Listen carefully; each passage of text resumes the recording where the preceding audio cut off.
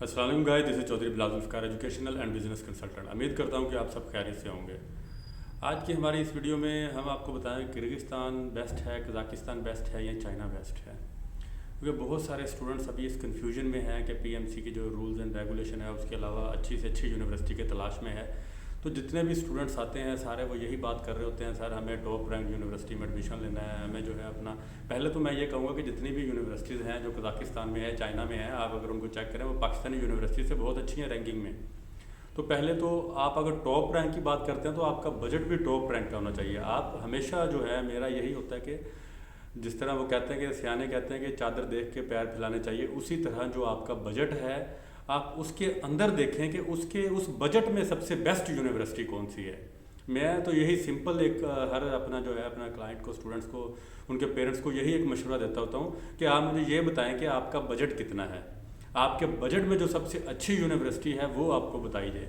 बाकी top rank universities जो हैं वो इंग्लिश कंट्रीज़ के अंदर हैं, उधर जो है फाउंडेशन कोर्सेज पहले करने पड़ते हैं, फिर उसके बाद जाके जो है अपना 7 से 8 साल की डिग्री होती है और 50-60 हज़ार डॉलर एक साल की फ़ीस है। लेकिन जब वो फीस सुनते हैं फिर वो वापस बात उसी जगह पे आती है, जी जो है अपना रशियन स्टेट्स हो गई, चाइना हो गया, इधर जो है इधर ही हमारा एडमिशन करवा दें। हमेशा जो है आप देखें कि आपका बजट कितना है ताकि बाद में पेरेंट्स के लिए मसला ना बने। अगर आपका बजट जो है 30 लाख है, 40 लाख है, 50 लाख है, 60 लाख है, जितना भी आप बजट इजीली अफोर्ड कर सकते हैं आप उसमें देखें, अगर उसमें आपको अच्छी यूनिवर्सिटी मिलती है। तो जो अभी इस हम और तरफ जा रहे हैं, ये फिर कभी और बताएंगे, किसी और वक्त में इस पर अलग वीडियो बनाएंगे। जो यूनिवर्सिटीज़ जो हैं अपना, अब पीएमसी ने जो लिस्ट बनाई है ABC कंट्री की जो है, इनमें ABC यूनिवर्सिटी और कंट्री 1-2, कोशिश करें कि कंट्री 1 में ही एडमिशन लें, कंट्री 2 की तरफ जाएं ही ना। क्योंकि पीएमसी ने एक जो अपर लेवल का क्राइटेरिया बता दिया उसमें कंट्री 1, ठीक है, उसमें सारे कंट्रीज जो हैं इंग्लिश हैं, या दूसरे जो अभी हमारे जो रीज़नेबल हमारे अमाउंट के अंदर आ जाते हैं उनमें अपना कज़ाकिस्तान जो है वो कंट्री 1 में है, चाइना जो है ये कंट्री 1 में है। इनकी आप यूनिवर्सिटीज़ देखें। फिर जो आपने देखनी है सबसे बढ़कर चीज़ जो है वो आपने हमेशा हमेशा आपने ए लिस्ट यूनिवर्सिटी में ही जाना है। मैंने देखा है अभी भी बहुत सारे बच्चे C और B में एडमिशन ले रहे हैं, उनको बाद में फिर जो है अपना वो माइग्रेशन की बातें कर रहे होते हैं।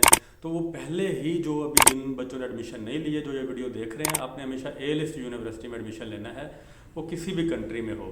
पहले तो कोशिश ये करें कि वो ए लिस्ट वाले ही अपना कंट्री 1 की लिस्ट में हो।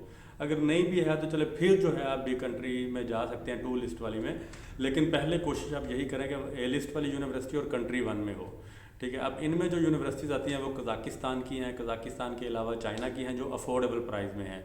अब इनमें जो फ़ीस स्टार्ट हो जाती है वो 5-5.5 लाख साल की फ़ीस बनती है, ठीक है। 1750 मिनिमम फ़ी अभी चल रही है ए लिस्ट वाली यूनिवर्सिटी में। कज़ाकिस्तान के अंदर सेमी यूनिवर्सिटी की है, ठीक है। इसी तरह जो है अपना 15,000 RMB जो है हब्बी यूनिवर्सिटी का है चाइना के अंदर। 17,000 RMB जो है एक साल की फ़ीस जो है वो यूनान यूनिवर्सिटी की है, ठीक है। अब ये अफोर्डेबल जो हैं, इससे बढ़कर भी आप जो है यूनिवर्सिटीज़ में ले सकते हैं। 20,000 25,000 RMB साल की फ़ीस है, 30,000 है, 35,000 है, 40,000 है। इसी तरह जो है अपना ए लिस्ट कज़ाकिस्तान में जो आ जाती हैं 2250 पे है कज़ाक नेशनल यूनिवर्सिटी जो है। तो इसी कज़ाक रशियन मेडिकल यूनिवर्सिटी है, उनकी 2100 है, ठीक है। सैमी की अपना 1750 है, आस्ताना की भी 2100 हो गई हुई है। तो ये यूनिवर्सिटीज़ हैं जो मेन है। अब इनकी डिग्री चाइना और कज़ाकिस्तान में फ़र्क क्या आता है। चाइना के जो डिग्री है ना, चाइना जब भी जो है अपना फ़ॉरेन जो MBBS कर रहे हैं स्टूडेंट्स, इनको जब भी पीएमसी की तरफ से कोई ख़तरा आया तो चाइना उसमें मतलब कि हमेशा बाइज़्ज़त भरी हुआ है। मैं तो यही कहूँगा कि चाइना की जो यूनिवर्सिटीज़ हैं इनके लिए कोई इतनी ज़्यादा प्रॉब्लम क्रिएट हुई नहीं है। अगर ग्रीन लिस्ट थी तो ये ग्रीन लिस्ट में थी, अगर ए लिस्ट आई हैं तो ये ए लिस्ट में आई हैं, ठीक है। लेकिन जो इसके बरक्स किर्गिस्तान की थी वो C लिस्ट में, ब्लैक लिस्ट में आई हैं, फिर जो है ग्रे लिस्ट में गई हैं, फिर चंद एक जो है जो जिस तरह आटा में नमक के बराबर जो है वो ग्रीन लिस्ट में आई हैं, ठीक है। तो इसी तरह जो है अपना, और जब भी उनको मतलब कि जब भी पीएमसी की तरफ से शिकंजा सख्त होता है तो किर्गिस्तान फंसता है, ठीक है। उज़्बेकिस्तान में भी पिछले साल बहुत सारे बच्चे गए हैं, लेकिन उज़्बेकिस्तान मैं नहीं कहूँगा कि इस दफ़ा जो पीएमसी ने न्यू जो है इनमें चेंजिंग वगैरह की हैं, तो उस हवाले से मैं उज़्बेकिस्तान कहीं भी जो है मैं समझता हूँ कि फॉल नहीं करती। कोई 6 ईयर प्रोग्राम है और B लिस्ट की ये यूनिवर्सिटीज़ हैं, A लिस्ट में तो आती नहीं है। तो फिर फ़ायदा ही नहीं है इधर जाने का और 6 साल लगाने का। ईरान में भी हमने एक वक्त था, ईरान को हमने प्रमोट किया, उसके बारे में बताया कि ईरान की यूनिवर्सिटीज़ बहुत अच्छी हैं ये वो, लेकिन हैं, बिल्कुल हैं, लेकिन वो भी ए लिस्ट के अंदर नहीं है। इसीलिए हम ईरान से पीछे हो गए ताकि बच्चों के लिए जो है प्रॉब्लम क्रिएट ना हो, क्योंकि हमने तो ये देखना ना हमारे पाकिस्तानी बच्चे जो जाएंगे बाहर, तो जब वो वापस आएँ पाकिस्तान उसे एक्सेप्ट करे, ये ना बेचारे बाहर के बाहर ही रह जाए। ज़्यादातर खासतौर पर फीमेल स्टूडेंट्स जो हैं, जो बहुत बड़ी तादाद में जाती हैं, क्योंकि मेल का तो फिर भी जो है पेरेंट्स ने सोचा होता है इन्हें इंजीनियर बनाएंगे। जितनी भी फीमेल पैदा होती है, बच्चियाँ पैदा होती हैं, उनका पहले दिन से ये डॉक्टर बनेगी, ये पापा की परी जो है ये डॉक्टर ही बनेगी। तो फिर जब मैरिड नहीं बनता, फिर ज़्यादातर फिर परियाँ बाहर जा रही होती हैं डॉक्टर बनने के लिए, तो उनके लिए फिर जब वापसी के रास्ते बंद हो जाएंगे तो फिर बेहतर है कि आप ए लिस्ट वाली यूनिवर्सिटीज़ में जाएं। इसीलिए मैं चाइना को टॉप रैंक पे रखूँगा, क्योंकि चाइना की यूनिवर्सिटीज़ जो है हमेशा जो है अपना पीक पे रही हैं, इन्हें मसला मसाइल कभी नहीं आया। कज़ाकिस्तान को सेकंड नंबर पे रखूँगा, उनकी भी जो है ए लिस्ट यूनिवर्सिटीज़ हैं, लेकिन कज़ाकिस्तान में जो फ़ी वाला स्ट्रक्चर है ना, जिस तरह अभी आस्ताना की फ़ीस $1600 थी, इन्होंने उसे एकदम से ही $2100 कर दी है। अब जो $500 का उसमें फ़र्क डाला है, जो बच्चे पहले भी जिन्होंने एडमिशन लिया हुआ है उनके लिए भी उन्होंने चेंज कर दी है। इसी तरह ये ख़तरा उधर एक यूनिवर्सिटी में हुआ तो बाकियों में भी हो सकता है, ठीक है। ये इधर एक तफ्तीशनाक जो है ना सूरत हाल है। तो इसी वजह से जो चाइना अपना कज़ाकिस्तान को मैंने दूसरे नंबर पर रखा है, सिर्फ इस फ़ीस की वजह से। ये ना हो कभी जो है ये फ्यूचर में 6 महीने, साल, 2 साल, 5 साल के बाद जो है ये जो बच्चे पहले पढ़ रहे हैं उनके लिए वो मसाइल बन जाए। जिस तरह मैंने आपको बताया, पहले ही बजट देख के किसी पेरेंट्स ने क्या बेचा होता है, किसी ने मकान बेचा होता है, घर प्लाट बेच रहे होते हैं बाद में भी, तो वही जो उनकी सारी उम्र की जमा पूंजी होती है। तो इसीलिए जो है ये फिर इस तरह का सीन बन जाए, फिर तो वो एक बहुत ज़्यादा एक मौत होती है, मैं समझता हूँ।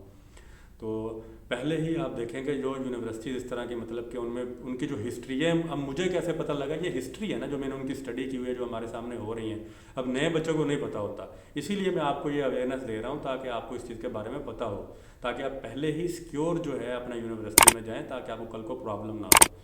बाकी जो चाइना का एक ड्रॉबैक है, या कुछ लोग इसे मतलब कि समझते हैं ये अच्छी चीज़ है, कुछ लोग जो है वो समझते हैं कि नई टाइम ज़ाया होता है, क्योंकि चाइना में पहले साल लैंग्वेज ज़रूरी है। अगर ना भी आप लैंग्वेज करें, जो MOE वाली यूनिवर्सिटीज़ हैं इंग्लिश में, वो भी 6 साल की डिग्री है, चाइना में डिग्री 6 साल की है, तो आपका 1 साल एक्स्ट्रा लग रहा होता है, लेकिन फ़ी आपने 5 साल की ही देनी होती है। कुछ लोगों का ये जहन में आता है कि 6 साल की डिग्री है चाइना में, तो 6 साल की फ़ीस 1 साल की, अगर कम अज़ कम भी जो है, अगर 6 लाख भी तो है, 6 लाख एक्स्ट्रा देना पड़ेगा, खाने पीने रिहाइश का अलग देना पड़ेगा। तो इस तरह कैलकुलेशन कर रहे होते हैं। लेकिन मैं आपको क्लियर बता दूं, छठे साल चाइना में जो है इंटर्नशिप होती है, वो स्टूडेंट पाकिस्तान में आकर करते हैं, उसकी फ़ी नहीं होती। ज़्यादातर यूनिवर्सिटीज़ में नहीं है, किसी 1-2 में हो तो उनमें बच्चे फिर जाते भी नहीं हैं। तो बेहतर यही है कि चाइना जो है इसमें, और फिर कज़ाकिस्तान में डिग्री 5 साल की है, उधर 1 साल बच जाता है। जो चाइना फिर नहीं जाना चाहते टाइम की वजह से, वो फिर कज़ाकिस्तान चला जाए, ठीक है। उसके अलावा जो है जो चाइनीज़ लैंग्वेज सीखते हैं, मैं समझता हूँ कि चाइनीज़ जो है आगे, जो चाइनीज़ लैंग्वेज पूरी दुनिया में मतलब कि बहुत ज़्यादा सीखे जाने वाली लैंग्वेज है। आगे हमारे इंटरनेशनल ट्रेडिंग वगैरह भी सारी चाइना के साथ होती हैं। तो जो ज़्यादातर स्टूडेंट्स मैंने ये भी देखे हैं जो चाइनीज़ लैंग्वेज सीख ली है, उन्होंने इधर आके अच्छा खासा मतलब कि वो ट्रेडिंग वगैरह उन्होंने साथ पहले से ही स्टार्ट कर दिया, जाके जो है 2-3 साल बाद ही जैसे जैसे उन्होंने सीख लिया, उधर अपने लिंक डेवलप कर लिए हैं, अब आराम से जो है अपना बिज़नेस भी उधर कर रहे हैं साथ। और बिज़नेस तो वैसे ही मैं समझता हूँ कि नेमत है। डॉक्टर भी तो आगे बिज़नेस ही कर रहे होते हैं ना, क्लिनिक बनाया हुआ है या जो भी सिस्टम है एक तरह का।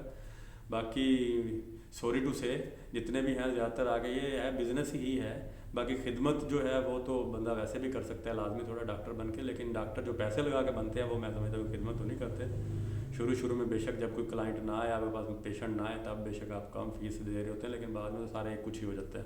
बहुत कम है, होते हैं लेकिन बहुत कम है वो जो मतलब कि अच्छे डॉक्टर हैं। तो बाकी ये बिज़नेस के हवाले से फिर तो और भी बिज़नेस बहुत ज़्यादा आ जाते हैं, बात और तरफ चली जाती है। तो ये 2 चीज़ें होगी। फिर फ़ीस स्ट्रक्चर जो है दोनों का रीज़नेबल है, मतलब कि शुरू में जो है तकरीबन आप समझ लें कि चाइना में साल की फ़ीस जो है 7-8 लाख पहले साल का लगता है, पूरे साल का। जो ये रशियन स्टेट हैं, इधर अगर पहली दफ़ा जो आपको फ़ीस देनी पड़ती है वो भी तकरीबन 5-6 लाख बन जाती है। लाख 2 लाख का फ़र्क होता है, लेकिन वो 6 महीने की होती है, चाइना में साल की होती है। चाइना में पहले साल की फ़ीस थोड़ी कम होती है, लेकिन ओवरऑल जैसे इधर किर्गिस्तान में है मतलब कि 2200 अगर फ़ीस है तो $4000 आपका एक्सपेंसिव हो जाता है, 3500 3800 4000 तक। चाइना में भी इसी हिसाब से अगर आपकी 20,000 फ़ीस है तो आपकी 30-20 का अगर इसे डबल करें जो इनिशियल एक्सपेंसिव है 40,000 RMB होने चाहिए। लेकिन इधर ये चीज़ नहीं है, इधर जो है आपका अगर 20,000 है तो आपका ये तकरीबन 25-26-28,000 RMB लगते हैं पहले साल की फ़ीस के लिए, ठीक है। उनमें ये सारी कवर हो जाती हैं जो आपके एडमिशन के होते हैं, बाकी प्रोसेसिंग वगैरह के सारे ना। तो वो चीज़ें। तो चाइना में पहले साल की अगर फ़ीस देखी जाए वो पूरे साल की होती है। जो कज़ाकिस्तान में है उतनी ही फ़ीस जो है रशियन स्टेट में, कज़ाकिस्तान, किर्गिस्तान में 19-20 कम होती है, लेकिन वो 6 महीने की होती है।